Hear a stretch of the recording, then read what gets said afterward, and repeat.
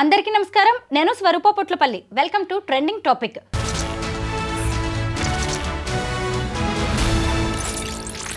ఈ మధ్య కాలంలో ఆత్మహత్య చేసుకుంటున్న పురుషుల సంఖ్య ఎక్కువైపోతుంది. దానికి ముఖ్యంగా ఆర్థిక, అనారోగ్య, కుటుంబ కారణాలతో పాటు భార్యల వివాహేతర సంబంధాలు కూడా ముఖ్య కారణాలుగా కనిపిస్తూ ఉన్నాయి.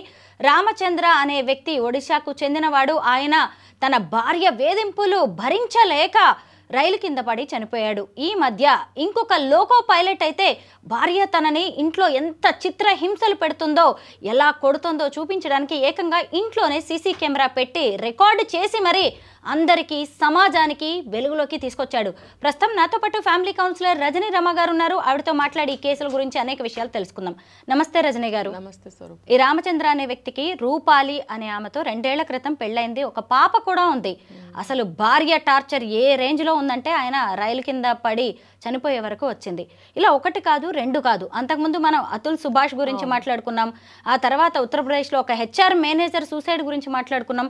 ఇవన్నీ కూడా భార్యలు చేస్తున్న హత్యలే ఒక రకంగా. ఎందుకు మహిళలు ఇలా మారిపోతున్నారు? కొంచెము మహిళలు మారిపోతున్నారని మీరు అడుగుతున్నారు. సరే, మారుతున్న కాలంతో పాటు వాళ్ళకున్న ఇండివిజువాలిటీ, తర్వాత వాళ్ళ యొక్క ఏమంటారంటే అనాదిగా లోపల దాగి ఉన్న మగవాళ్ళ మీద కొన్ని కోపాలు, ఇవన్నీ కూడా కలిసి ఉంటాయి. ఇప్పుడు ఎంత ఇండివిజువాలిటీ సంపాదించినా సరే వాళ్ళ అమ్మలు వాళ్ళ భర్తలతో పడిన బాధలు, వాళ్ళ అమ్మమ్మలు పడిన బాధలు వినుంటారు కదా. మేము అలా ఉండకూడదు అనేది ఒకటి అనుకుంటూ ఉంటారు. అయితే వాళ్ళకి మెతక స్వభావం కలిగిన అబ్బాయిలు భర్తలుగా దొరకటం అనేది దురదృష్టకరం. అలాంటి వాళ్ళకి గట్టి వాళ్ళు దొరికారనుకోండి, వీళ్ళ పప్పులు ఆటలు ఏమి సాగవు, అక్కడ పప్పులేమి ఉడకవు. వాళ్ళు కూడా కొంతలో కొంత ఎదుర్కొంటారు. అలా కాకుండా మంచి స్వభావం కలిగిన వాళ్ళు కనుక దొరికితే, ప్రేమించే స్వభావం కలిగిన వాళ్ళు కానీ, మెతక స్వభావం, మంచి మనసు కలవాళ్ళు దొరికితే ఇంకా వాళ్ళ పని అయిపోతుంది. వీళ్ళు ఇంకా దున్నేస్తూ ఉంటారు. ఏంటంటే వీళ్ళకి అన్ని భావాలు కలిపి లోపల ఒకటే. ఫర్ ఎగ్జాంపుల్, ఇంట్లో సరిగ్గా కోరికలు తీరట్లేదు, డబ్బులు సరిపోవట్లేదు, కోరుకున్న నగలు, చీరలు, కోరుకున్న కార్లు, లేకపోతే మిగతా వాళ్ళతో పోల్చుకుంటే మన ఇంట్లో అన్నీ లేవు, ఇలాంటి కొన్ని అసంతృప్తులు. తర్వాత చాలామంది ఆడవాళ్ళకి ఇప్పుడు భర్తలు నచ్చటం లేదు. సినిమా హీరోలాగా ఉంటే బాగుండు నా భర్త అని కోరుకుంటారు సహజంగా. కానీ ఇది పెళ్ళికి ముందు ఆలోచించుకోవాలి. నీకు బాగా సినిమా హీరోలాగా ఉంటేనే నువ్వు పెళ్లి చేసుకో. నీకు అలా కావాలి కాబట్టి నేను అలా సజెస్ట్ చేయట్లేదు. నీకు సినిమా హీరోలాగా ఉండాలి అని నువ్వు అనుకున్నప్పుడు అలా ఉంటేనే చేసుకో. కానీ చేసుకున్న తర్వాత ఏమవుతుంది, కొంతకాలం బాగానే ఉన్నట్టుంటారు, అక్కడి నుంచి మొదలవుతాయి. సహజంగానే అతను మెతక స్వభావం గలవాడైతే కనుక నార్మల్ ఆర్డినరీ అందం అనుకుందాము, ఇంకా వీళ్ళకి మొదలవుతాయి కోరికలు. ఏంటి నా మొగుడు ఇలా ఉన్నాడు, ఎంత మెతకగా ఉన్నాడు, నాకు సినిమా హీరోలాగా లేడు, బోల్ డబ్బు సంపాదించట్లేదు, ఇలా ఏవేవోవేవో ఉంటాయి వీళ్ళకి. ఆ కోరికలు తీరక మొగుళ్ళని అటాక్ చేస్తుంటారు, కొడతారు కూడా. నువ్వు నీకంత సీన్ లేదులే, నువ్వెప్పుడు సంపాదించాలే అదంతా, ఇలా అంటూ ఉంటారు కోరికలు తీరక. అంటే ముందు మాటలతో బయలుదేరతారు, కొంతకాలం జరిగేటప్పటికి కసి తీరక ఇంకా అతను ఎక్కడి నుంచి సంపాదిస్తాడు, అతను ఎక్కడ సినిమా హీరోలాగా అయిపోతాడు, సడన్గా 6 అడుగులు ఎలా అయిపోతాడు, అవడు. ఈ లోపల 1 2 పిల్లలు పుడుతూ ఉంటారు. ఈవిడికి అసంతృప్తి పెరిగిపోతూ ఉంటుంది. ఇంకెవరిని చూసినా, వేరే వాళ్ళని చూసినా, అబ్బా వాళ్ళు ఎంత బాగున్నారు, నా మొగుడు ఏంటి ఇలా ఉన్నాడు. నిజంగా ఇవి జరుగుతాయండి. ఇది చెప్పుకోవడానికి మనకి ఏంటి నిజమేనా అనిపిస్తుంది, కానీ ఖచ్చితంగా ఉంటుంది. లేనిది అక్రమ సంబంధాలు ఎందుకు పెట్టుకుంటున్నారు? అక్రమ సంబంధం అని కాకపోయినా డబ్బు కోసం కూడా ఎక్కువ సంపాదించే అదే అంటున్నా. కొంతమంది మొగుళ్ళు మెతగ్గా ఉంటే బాగుండు, చౌటల్లాగా ఉంటే బాగుండు, నేనేం చెప్తే దానికి తాళం వేస్తుంటే బాగుండు, ఎందుకంటే తన ఆటలు బాగా సాగాలి కదా. ఇంట్లో డామినేషన్గా ఉంటుంటారు. బయటకి ఎక్కడికన్నా వెళ్తే మొగుడు అడగకూడదు, ఒకవేళ అడిగినా ఏదో ఒకటి చెప్పేసి వెళ్ళిపోయినా ఈయన కూడా అడగలేకపోతాడు. అప్పుడు వాళ్ళే అన్నీ పెత్తనంగా చేసుకుంటూ ఉంటారు. అయితే అది వేరు.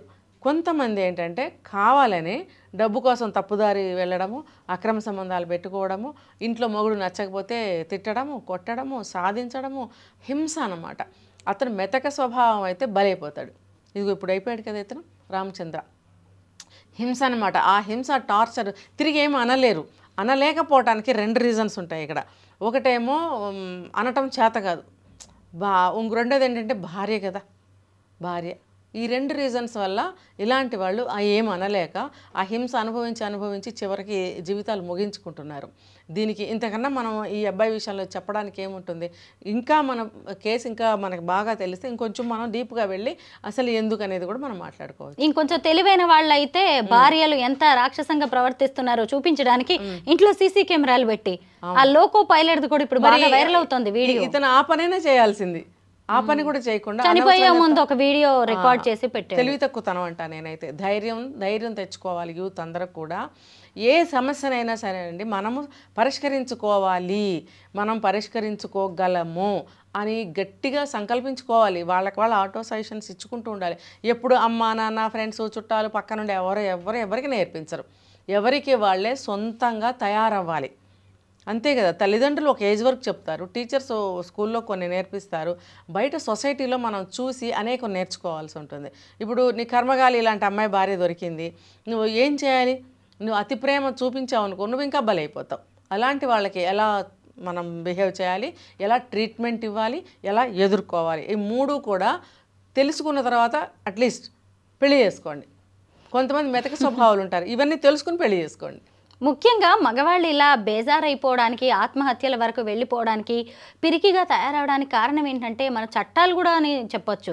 ఎందుకంటే చాలా మందిలో ఇప్పటికీ ఆ ఫీలింగ్ ఉంది, ఈ చట్టాలు అనేవి ఆడవాళ్ళకి ఎక్కువగా ఫేవర్గా ఉన్నాయి, మన మగవాళ్ళని రక్షించడానికి చట్టాలు లేవు అనుకుంటున్నారు. కానీ మగవాళ్ళ రక్షణకు కూడా చట్టాలు ఉన్నాయి.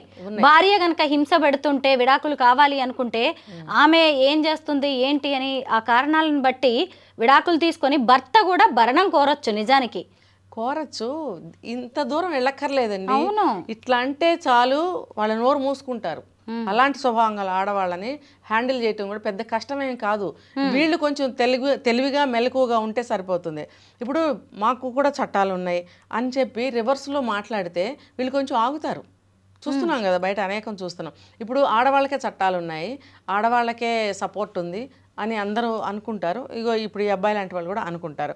అనుకోవడం వల్ల దానికి కూడా లొంగిపోయి, తర్వాత ప్రేమతో కొంత లొంగిపోయి, కొంత చేతకానితనంతో భయపడిపోయి ఈ జీవితాలు ముగించుకుంటున్నారు. అలా కాకుండా యూత్కి నేను చెప్పేది ఏంటంటే, మీరు కూడా చట్టాలు తెలుసుకోండి. గుడ్డిగా బీటెక్లు చదివేసి ఎంఎస్ఎల్ చేసేసుకున్నావు, లేకపోతే నువ్వు ఏ ఉద్యోగం చేసినా సరే, గవర్నమెంట్ అవ్వచ్చు, సాఫ్ట్వేర్ అవ్వచ్చు, మరి అయినా ఊరికి చదివేసుకుని ఉద్యోగం సంపాదించేసి ఉద్యోగం చేసేసుకోవడం కాదు. పెళ్లి చేసుకోవాలని అనుకున్నప్పుడు ముందు మీరు జీవితాన్ని కొంచెం స్టడీ చేయండి. తర్వాత ఏం చట్టాలు ఉన్నాయి, ప్రస్తుత పరిస్థితులు ఎలా ఉన్నాయి, అవి ఎవరికి ఎలా ఎఫెక్ట్ ఉంటాయి సమాజంలో, ఇవన్నీ తెలుసుకోండి ఫస్ట్. గుడ్డిగా పిరికిగా భయంగా, లేకపోతే తల్లిదండ్రులు ఏం చెప్తే దానికి లొంగిపోయి అమ్మా నాన్న కదా అట్లా అనుకోకుండా కొంత వాళ్ళతో కూడా డిస్కస్ చేయండి. ఇంకొకటి ఏంటంటే, ఇంట్లో తల్లిదండ్రులను కూడా అబ్జర్వ్ చేయండి, వాళ్ళు ఎలా కాపురం చేసుకుంటున్నారు, ఎవరి మాట మీద ఇల్లు నడుస్తుంది, ఇద్దరు బ్యాలెన్స్గా వెళ్తున్నారా, అమ్మ ఏమనంటే నాన్న ఎలా రియాక్ట్ అవుతున్నారు, నాన్న ఏమనంటే అమ్మ ఎలా రియాక్ట్ అవుతుంది, ఇవన్నీ అబ్జర్వ్ చేయండి, టిప్స్ తీసుకోండి. తర్వాత మీరు కొంత ధైర్యాన్ని తెచ్చుకొని, ధైర్యాన్ని పుంజుకొని, ధైర్యం తెచ్చుకొని ధైర్యంతో ఉండాలి. ఎప్పుడైనా కూడా పిరికిగా ఉండదు. చట్టాలు అనేవి చాలా ఉన్నాయి, ఒక ఆడవాళ్ళకే కాదు మగవాళ్ళకే కాదు. మగవాళ్ళకి కావాల్సినవి ఉన్నాయి, ఆడవాళ్ళకి కావాల్సినవి, ఎవరి చట్టాలు వాళ్ళకు ఉన్నాయి. ఏదైనా ఒక మనిషి హింసకి గురవుతున్నాడు, బాధకి గురవుతున్నాడు అనంటే ఎవరికైనా చట్టం ఉంటుంది కదండి. ఆడవాళ్ళకే ఉంటుందా, మగవాళ్ళకి కూడా ఉంటుంది. అలాంటప్పుడు అవన్నీ తెలుసుకోవాలి. లా అండ్ ఆర్డర్ కూడా తెలుసుకోవాల్సిన అవసరం ఉంది యూత్కి. తర్వాత ఆడవాళ్లతో, భార్యలతో ఎలా మనం మెలగాలి, ఎటువంటి సమయంలో మనం ఎలాగా జాగ్రత్తగా మసులుకోవాలి అనేది కూడా తెలుసుకోవటంలో తప్పులే. నేను మగాడి నేను తెలుసుకోవటం ఏంటి అనుకుంటే మాత్రం బాధ, ఇంకొకటి ఎవరికైనా తప్పదు. ఇంట్లో నా భార్య నన్ను ఇలా హింస పెడుతోంది అని చెప్పడానికి కూడా సిగ్గుపడిపోతూ ఉంటారు, పరువు పోయిద్దని ఫీల్ అవుతారు మగవాళ్ళు. అవునవును. ఇప్పుడు ఈ కాలంలో అబ్బాయిలను చూస్తున్నాం కదా, పాపం ఏం తెలియటం లేదు వాళ్ళకి. తెలిసి తెలియకుండా తప్పులు చేసేవాళ్ళు ఉన్నారు, క్రైమ్స్లో ఇరుక్కునే వాళ్ళు ఉన్నారు. వాళ్ళని పక్కన పెడితే నార్మల్గా తీసుకుంటే పాపం అబ్బాయిలు కాస్త తెలివి తక్కువగానే ఉంటున్నారు. తెలివిగా ఉన్నాము అనుకుంటున్నారు, అమ్మో అమ్మాయిలతో మనకెందుకు, అమ్మో పెళ్లి చేసుకోను అని అంటున్నారే కానీ అది సరైన నిర్ణయం కాదు.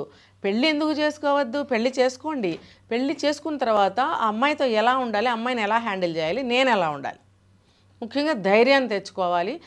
సమాజంలో ఉన్న పరిస్థితులను అన్నిటినీ అవగాహన చేసుకొని ఒక తెలివిని ఏమంటారు ఒక తెలివిని పొందాలి. తెలివిని మనం తెచ్చుకొని తెలివితేటలతో మనం అంతే, మసలుకోగలిగితే కాలానికి తగినట్టుగా మనం మారాల్సిందే మగవాళ్ళు కూడా. నేర్చుకోవాలి. ఎంతసేపటికి నేను చూస్తున్నాను అబ్బాయిలు సినిమాలకు వెళ్ళడము, షికార్లకు వెళ్ళడము, స్నేహితులతో మాట్లాడుకోవడము, ఊరికి అట్లా పైపోయినాయి తప్ప గట్టిదనం ఉండట్లేదు వాళ్ళల్లో.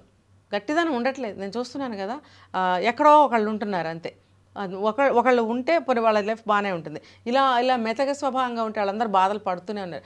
ఏదో నాకు క్వశ్చన్ వేస్తే కూడా సరిగ్గా జవాబు చెప్పలేని అబ్బాయిలని నేను చూస్తున్నాను.